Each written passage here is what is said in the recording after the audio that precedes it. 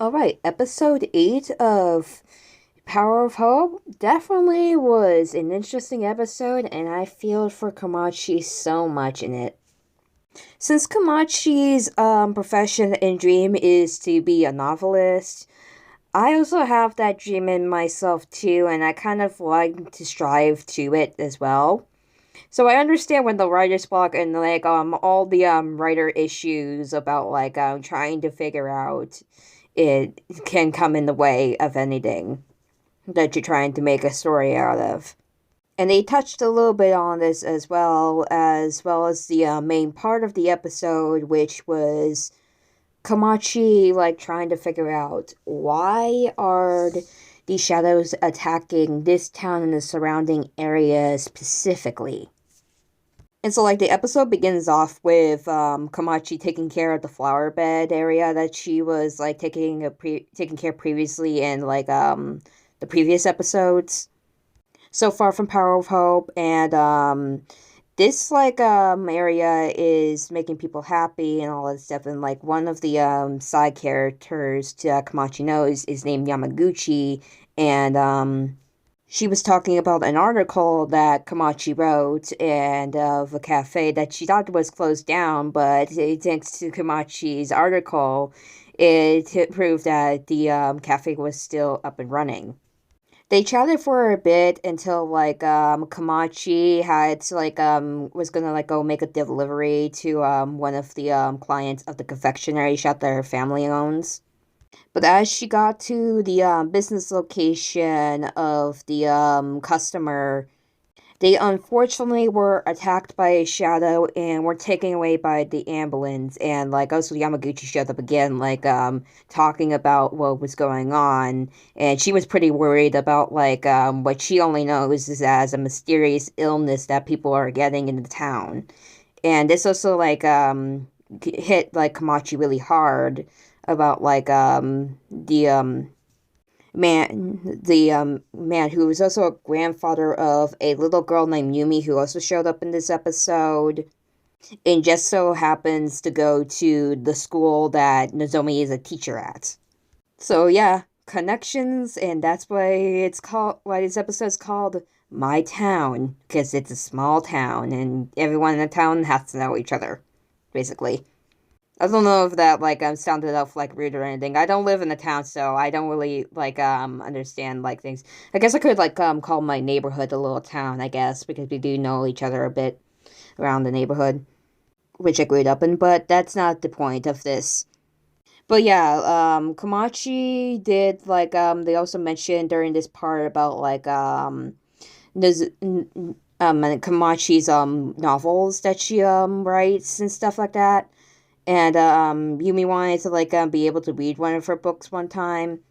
And this also kind of worried to Komachi because she hasn't been getting any good ideas to write a next story that she wants to write.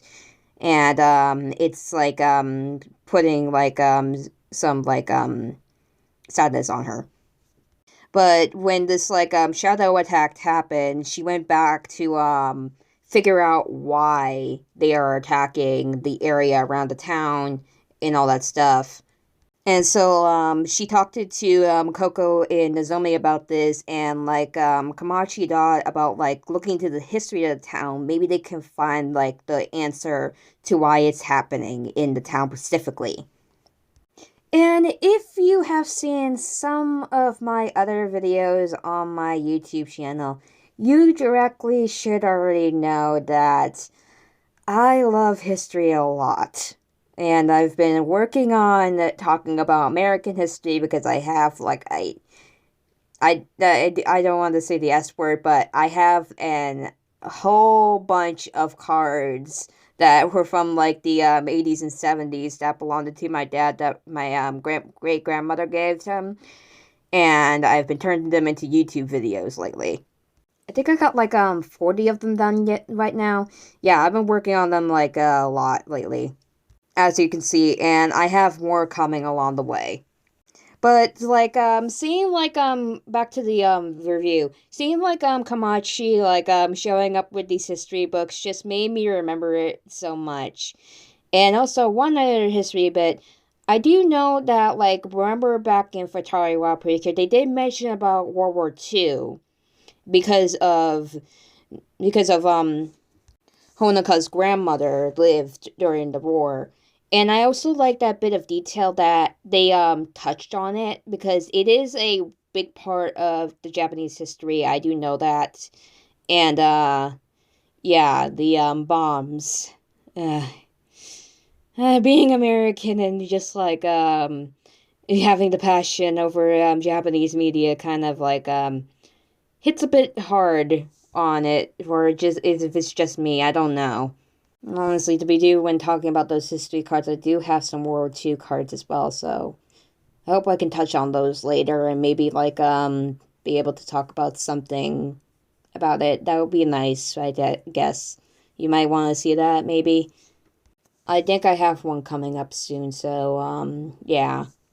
But yeah, I just like it's the World War II and like a lot of stuff was going on back in that day and I was not born in that day, so I don't have any right to like judge, or we don't even like have any right to judge about like what happened in that time or all that stuff. But even in war, there is that chance where like everything can be built rebuilt. Like stuff tumbles, but then they can be rebuilt.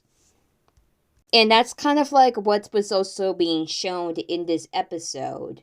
As they met Honeka's grandmother Sene, who knows every history about the town, and they went to talk to her about it, and she explained about the clock tower. There was a clock tower in the center of the town that, strangely, was when the bombings happened in Japan, as the story is like explaining for the show. The clock tower still stands, and the bell was still ringing. It was with this bell and the clock itself that people were able to move forward even despite all the destruction that was around them because of the war. They were able to rebuild, and it's like the story weaving in this town, which was like what Komachi was mentioning at the ending of the episode, which I found really nice to touch on. And so, like, when mentioning about the clock tower specifically, Sene also told them that the bell in the clock tower has a name because there's a design of an angel on the bell, and ironically, the angel is called Bell. And when thinking about like the antagonist of this story, Power of Hope, the antagonist's name is Bell. So they connected to the clock tower Bell and Bell the Black Angel. And after speaking with Sene, they decided to go to the clock tower and investigate it, but couldn't really find anything except for the image of Bell, which was on the clock tower.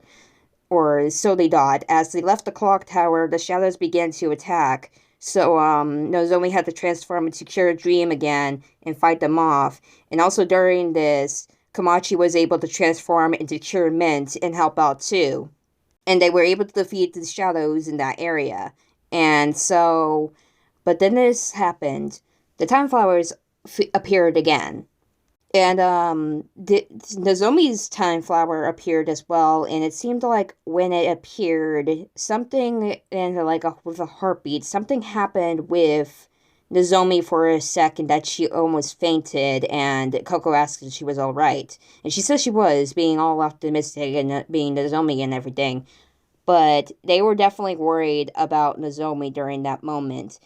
And that's where it basically ended, talking about like what can be said that like Komachi seems to like have like her ideas to create a new story.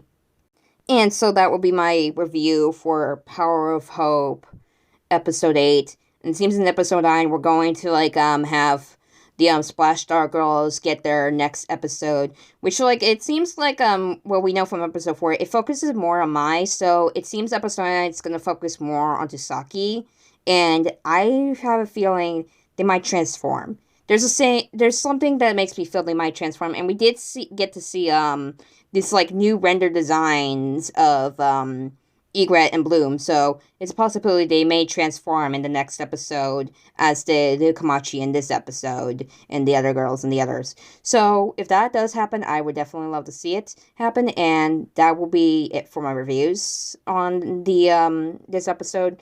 And I'll see you next time in the other reviews and my other videos. Definitely, like, if you like history, I definitely will recommend the history cards I make.